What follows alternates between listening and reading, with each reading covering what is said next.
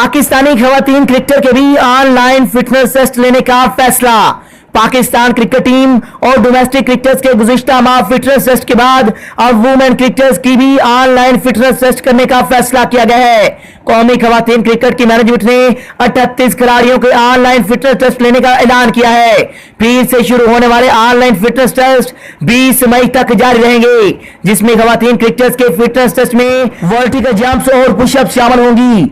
माह रमजान के बाद खवातीन खिलाड़ियों के फिटनेस टेस्ट रोजे के मुकर्रर औकात कार में लिए जाएंगे। फिटनेस टेस्ट के नताइज का खवातीन खिलाड़ियों के सेंट्रल कॉन्ट्रैक्ट पर कोई असरअंदाज नहीं होगा, जबकि टेस्ट की निगरानी इमरान खलील करेंगे, जिन्हें फिटनेस ट्रेनर की अबूरी जिम्मेदारियां सौंपी गई हैं।